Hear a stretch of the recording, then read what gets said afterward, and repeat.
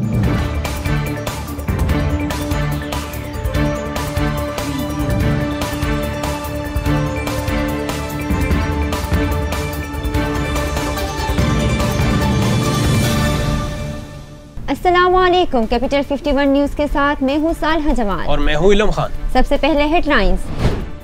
वजीर आला सिंध सईद मुराद अली शाह ने कोरोना के जोर को तोड़ने के लिए एक बार फिर 2 हफ्तों के लिए इंटरसिटी ट्रांसपोर्ट मुकम्मल बंद करने की तजवीज़ पेश की। गुज़िश्ता 24 घंटों के दौरान मुल्क भर में कोरोना के 47,965 टेस्ट किए गए, जिनमें से 4,757 अपराध में कोरोना वायरस की तस्दीक हुई, जबकि वायरस से 48 हलाकतें हुई। जिला करक में मंदिर की तामीर पर सुप्रीम कोर्ट ने हिंदू कम्युनिटी को मुदाखलत से रोक दिया। एडवोकेट जनरल खैबर पख्तूनख्वा का कहना था कि कॉन्ट्रैक्टर काम शुरू करने वाले थे कि हिंदू कम्युनिटी के रहनुमा मेश कुमार ने ठेकेदार को काम से रोक दिया। आलमी मार्केट में खाम तेल की कीमतों में कमी, जिसके बायस 1 अप्रैल से पेट्रोल 1.5 रुपए फी लीटर तक सस्ता होगा। डीजल की कीमत में 2.5 रुपए फी लीटर तक कमी होगी। पाकिस्तान तहरीक इंसाफ के रहनुमा सनीटर शिबली फराज ने वजारत खजाना के बाद वजारत तवन्नाई, वजारत तिजारत और वजारत फूड सिक्योरिटी में भी तब्दीलियों का इशारा दिया।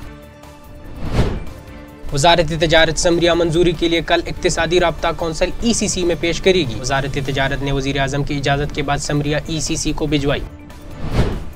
वफाकी हुकूमत की तरफ से 7.8 अरब रुपए मालियत के रमजान रिलीफ पैकेज पर 10 अप्रैल से अमल होगा। MD यूटिलिटी स्टोर्स के मुताबिक मुल्क भर के यूटिलिटी स्टोर्स पर चीनी 68 रुपए किलो, घी 170 रुपए, 20 किलो आटा 800 रुपए में दस्तयाब होगा। ज़राए के मुताबिक सूबों और दीगर वफाकी इकाइयों को भी सिंगल डोज वैक्सीन की फराहमी का आगाज हो गया है। हुकाम के मुताबिक सिंगल डोज चीनी वैक्सीन सिर्फ 80 साल से ज़ायद उम्र के अफराद को लगाई जाएगी।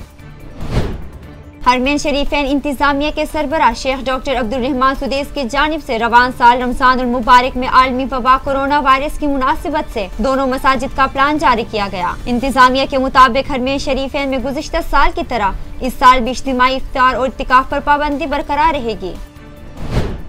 जनूबी अफ्रीका के खिलाफ कौमी क्रिकेट टीम के साबिक कप्तान सरफराज अहमद को वनडे मैचेस खिलाने का इम्कान। सरफराज अहमद बतौर विकेट कीपर खेलेंगे, जबकि मोहम्मद रिजवान बतौर बैट्समैन खेल सकते हैं। मजीद खबरों के लिए देखते रहिए कैपिटल 51 न्यूज।